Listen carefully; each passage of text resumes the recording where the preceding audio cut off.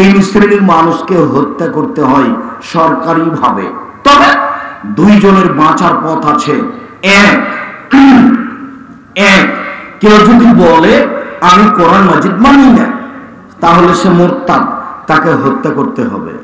সরকারিভাবে ফাঁসির মঞ্চে নিয়ে যাওয়া হয়েছে, ফাঁস গলায় দেওয়া হয়েছে, টান টান হবে। তখন বলছে ভুলেছে ভুলেছে ভুলেছে, আর কোরআন মাজিদ আল্লাহর বিধান, কোরআন মাজিদ আল্লাহর বিধান, তাকে ফাঁসি থেকে নামিয়ে নিতে হবে, তার ফাঁসি হবে না। দুই, কেসাস। আপনি আমাকে হত্যা করেছেন, আমার বাপ মা আপনাকে হত্যা করে নিবে, এর নাম কেসাস।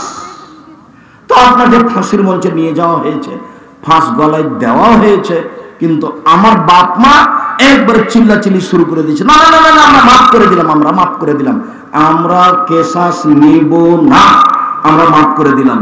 তখন তোমাকে ফাঁসির মঞ্চ থেকে নামিয়ে নিতে হবে, পাপ ছিল হত্যার যোগ্য। তিন, বিবাহ করার পরে কেউ যদি জেনায় লিপ্ত হয় তাহলে তার ফাঁসি হবে, তাকে বাঁচানোর পৃথিবীতে কোনো পথ নেই। এক মিনিট এদিকে দেখো, এক মিনিট।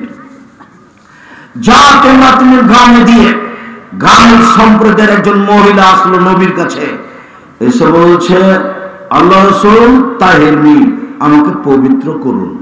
এটা তার কথা। আল্লাহ রাসূল বলছেন ইনজে, বাড়ি ফিরে যাও, আস্তাগফিরুল্লাহ, আল্লাহর নিকটে তওবা ক্ষমা চাও, অতুবিয়ে নেই হে, তুমি আল্লাহর কাছে তওবা করো, তোমার পাপ ক্ষমা হয়ে যাবে। তখন মহিলা বলছে আর তোর আদাদুনি কামার আদাতা মাইজুবনে মালিক, ও আপনি মাইজুবনে মালিককে যেভাবে ফিরিয়ে দিয়েছিলেন সেভাবে আপনি ফিরিয়ে দিতে চাচ্ছেন। অন্না ভোগলা মিনা জেনা, আমার পেট উঁচু হয়েছে অবৈধ সন্তানে, আমার বিচার করে দেন, আমি ফিরে যাব না। তখন আল্লাহ রাসূল বলছেন আচ্ছা ঠিক আছে, ইনজাই হাতা তালে দি, তুমি বাড়ি চলে যাও, যেদিন তোমার বাচ্চা হবে আসো বিচার করে দিব। মহিলা চলে গেল, সবে মাত্র বাচ্চা প্রসব হয়েছে। মুসলিম গ্রন্থে এসেছে যে তাকে ন্যাকড়াতে জড়িয়ে নিয়ে রাসূলের দরবারে উপস্থিত, এ দেখেন বাচ্চা প্রসব হয়েছে, বিচার করে দেন। তখন আল্লাহ রাসূল দেখে বলছেন আচ্ছা ঠিক আছে, ইনজাই ফারই হে, ফিরে যাও, বাচ্চাকে দুধ খাওয়াও, হাতা তাতে মিহে, যেদিন বাচ্চা দুধ ছেড়ে দিবে সেদিন এসে বিচার করে দিব। মহিলা চলে গেল, বাচ্চাকে 2 বছর দুধ খাওয়ালো, 2 বছর পরে বিচারালয় উপস্থিত, বাচ্চার হাতে এক টুকরা রুটি রয়েছে, এই রুটি প্রমাণ করে বাচ্চা খাদ্য খেতে পারে। মুসলিমিনা, আল্লাহ নবী বাচ্চাটাকে একজন মুসলমানের হাতে দিলেন, বললেন যাও তুমি এ বাচ্চা লালন পালন করো, সঙ্গী সাথী এই জবুবেহা তোমরা একে নিয়ে যাও, সদরেহা মাঠে নিয়ে গিয়ে গর্ত করে বুক পর্যন্ত মাটিতে পুঁতে দাও, ফারজেমুহা, এরপর চতুর্দিক থেকে ইট ঢেল পাথর দিয়ে মেরে মেরে মেরে ফেলো। সাহাবীগণ তাকে মাঠে নিয়ে গেলেন। খালিদ বিন ওয়ালিদ বলছেন তাকে বুক পর্যন্ত মাটিতে পুঁতে দিয়ে চতুর্দিক থেকে ইট ঢেল পাথর মারতে লাগলাম। খালিদ বিন ওয়ালিদ বলছেন আমি একটা পাথর তার মুখের উপরে মারলাম, ফাতার জানতে হলো যে খালিদ পাথরটা মুখে লেগে মুখ ফেটে রক্ত ছিটে খালিদের গায়ে লাগলো। খালিদ গালিতে বলছিলেন ছি ছি, একজন জেনাকারিনী মহিলার গায়ের রক্ত আমার গায়ে লাগলো, এইভাবে তিনি গালি দিয়ে বসলেন। আল্লাহ রাসূল বললেন মারনা খালিদ, খালিদ থামো, তুমি গালি দিও না, লাকাত তাবা তাওবাতান ওয়া তাবা সাইর মাকসিল্লাহ গফিরা লাহু, এই মহিলা এত তওবা করেছে, এত ক্ষমা ভিক্ষা চেয়েছে, এরকম তওবা যদি বড় থেকে বড় পাপী করে তবু তার পাপ ক্ষমা করা হবে। খালিদ একে গালি দিও না। শুধু তাই নয়, এর তওবা যদি মদিনার লোকের সবাইকে বন্টন করে দেওয়া হয় তাহলে সবার পাপ ক্ষমা হয়ে যাবে। খালিদ তুমি একে গালি দিও না। আল্লাহ নবী এই কথা বললেন, কাফন দাফন করলেন, গোসল দিলেন, জানাজা করলেন, তার মানে স্পষ্ট প্রমাণ করলেন এই মহিলার পাপ ক্ষমা হয়ে গেছে। পৃথিবীর সবচেয়ে বড় মানুষ তিনি বুঝতে পারলেন মহিলার পাপ ক্ষমা হয়ে গেছে, কিন্তু তিনি বলতে পারলেন না যাও তোমার বিচার হবে না, মাফ করে দিলাম। তার মানে এই মাফ করে দেওয়ার ক্ষমতা মানুষের হাতে নেই, উপর থেকে ফয়সালা। বিবাহ করার পরে কেউ যদি জেনায় লিপ্ত হয় তাহলে অন্তত এটা জানতে হবে তার পৃথিবীতে বেঁচে থাকার কোনো সুযোগ নেই। হাদিস বুখারী মুসলিম। এই ছেলে মেয়ে শোনো, উপস্থিত দিনী বৈঠকের দিনী মুসলিম, দেখো ওই মেয়ের সাথে ওরা 1000 জনের জেনার গল্প হয়। আর ওই ইতর শ্রেণীর মহিলা পুরুষ মানুষকে ধ্বংস করে, ওই মহিলার লজ্জা থাকা উচিত এবং তার বোঝা উচিত যে ছেলের সাথে আমি জেনার গল্প করি ওই ছেলের আরো 1000 মেয়ের সাথে জেনার গল্প হয়। অতএব মহিলাকে বলছে, মেয়ে তোমাকে বলছে, শোনো তোমাকে বলছি তুমি মেয়ে মানুষ, আর জীবনে কোনোদিন কোনো পুরুষের সাথে মোবাইলে গল্প করবে না। তোমার উচিত, তোমার আব্বার একটা মোবাইল আছে, রিং হচ্ছে, ধরবা না। রিং হচ্ছে হচ্ছে হচ্ছে ধরবাই না। ধরো যদি, আসসালামু আলাইকুম, যে কে বলছিলেন? আমার আব্বা বাড়িতে নেই, অন্য সময় কথা বলিয়েন। তোমার কণ্ঠটা হবে শক্ত। আর তুমি যদি অন করে দে বলো, ভাইয়া কি বলছিলেন ভাইয়া, তাহলে যেন বাড়বে। আর এটা গায়বান্ধা। গায়বান্ধা মানে কি বলতে চাইলেন আব্দুর রাজ্জাক সাহেব? গায়বান্ধা মানে নোংরা নীতি। কি নীতি? গায়বান্ধা মানে হলো এই, জামাই এসেছে তো যুবতী মেয়েকে বলছে তোর দুলাভাইকে পান দিয়াই, তোর দুলাভাইকে পানি দিয়াই। আরে অবাক কথা, আরে একটা তো বিবাহ সূত্র দিয়েছেন, আর একটা ফাও দিচ্ছেন কেন? লজ্জা হয় না একটু? শরম হয় না একটু? হায়া হয় না একটু? জামাই বাড়িতে এসেছে, পানি দিবেন আপনি। জামাই বাড়িতে এসেছে, ভাত দিবেন আপনি, খাবার দিবেন আপনি, সবকিছু আপনি দিবেন। আপনি এখন খাদেম। যেদিন আপনি জামাইয়ের বাড়ি যাবেন সেদিন জামাই হবে খাদেম। আপনি যুবতী মেয়েকে কেন পাঠালেন? গায়বান্ধা এটা বৈশিষ্ট্য। জামাই আসলে যুবতী মেয়েকে জামাইয়ের কাছে পাঠাবে কেন?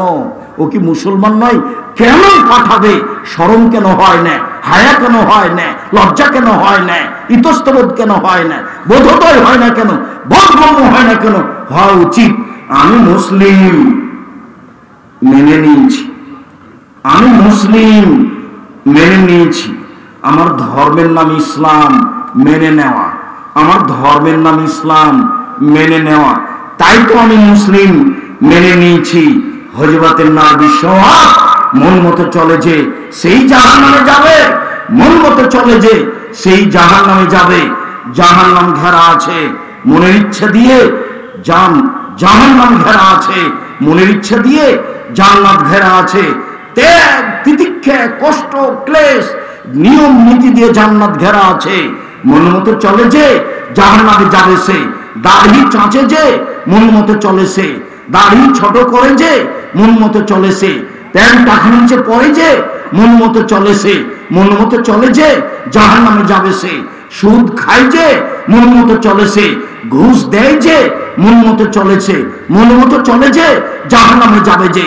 ধোঁকাবাজি করে যে, মানুষকে প্রতারণা দেয় যে, মিথ্যে সাক্ষী দেয় যে, রাহাজানি করে যে, জুলুমবাজি করে যে, মন মতো চলে সে, মন মতো চলে যে জাহান্নামে যাবে সে।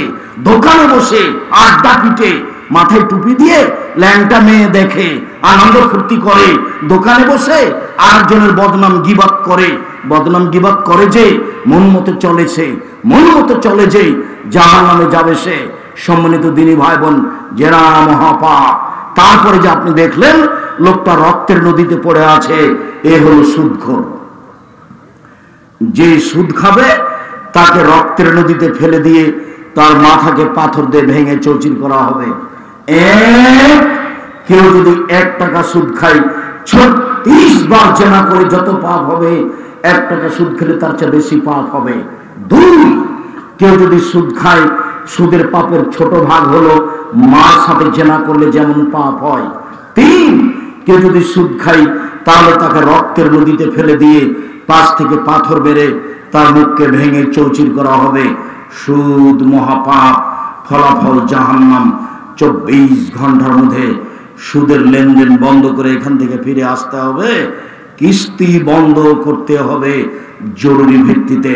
সারা সাঘাটা থানা, গাইবান্ধা জেলা, সারা উত্তরবঙ্গের জনগণকে, সারা পৃথিবীর বাঙালিকে বলে গেলাম জাতির উদ্দেশ্যে, পৃথিবীর দ্বীনি মুসলিম ভাই বোন, বাংলা ভাষায় যারা বক্তব্য শুনে থাকেন তাদের কাছে জোরালো দাবি থাকলো, 24 ঘন্টার মধ্যে এরকম ন্যাক্কারজনক নোংরা পাক বন্ধ করুন, আপনার ফলাফল ভালো হবে ইনশাআল্লাহ। আপনি সহজে জান্নাত যেতে পারবেন ইনশাআল্লাহ। শুনেন, ওই যে গাছের পাশে বৃদ্ধ মানুষ বসে আছেন, উনি হলেন জিবরাইল। পাশে লোকটা আগুনকে উত্তেজিত করছে, উনি হচ্ছেন জাহান্নামের মালিক। আমি যে ডান হাত ধরে আছি, আমি হচ্ছে জিবরাইল। ইনি যে বাম হাত ধরে আছেন, ইনি হচ্ছেন মিকাইল। ওই যে উপর দিকে দেখেন একটা ঘর, এটা আপনার ঘর। তাহলে তোমরা ছেড়ে দাও, আমি ঘরে ঢুকি। জি না, আপনার বয়স এখনো বাকি আছে। যেদিন আপনার বয়স শেষ হয়ে যাবে, আপনি এই ঘরে ঢুকবেন। হাদিসটি বুখারী থেকে শোনাচ্ছিলাম। সম্মানিত দিনী ভাই বোন, আমার মনে বড় সাধ, এ দেশের মাটিতে আমি উন্নত মানের প্রতিষ্ঠান গড়বই গড়ব ইনশাআল্লাহ। যেখানে ছেলে মেয়ে বাংলা ইংরেজি উন্নত মানের শিক্ষা অর্জন করে জাতির অন্যায়ের বিরুদ্ধে লড়বে, মুখে কলমে মিডিয়ায় লড়াই লড়বে ইনশাআল্লাহ। মুখে আছি, মিডিয়ার সামনে আছে, কলম সাথে আছে। জাতিকে কলমে ফাঁকি দিনি, জাতিকে মুখে ফাঁকি দিনি, জাতিকে মিডিয়ায় ফাঁকি দিনি। জাতির যদি রাস্তাঘাট করে দিতে না পারি, জাতির যদি স্কুল কলেজ করে দিতে না পারি, জাতিকে চূড়ান্ত সঠিক ধর্ম দিতে পারবো ইনশাআল্লাহ। আপনাদের জামিয়া সালাফে 5000 ছেলে মেয়ে পড়াশোনা করে, 410 জন এতিম আছে।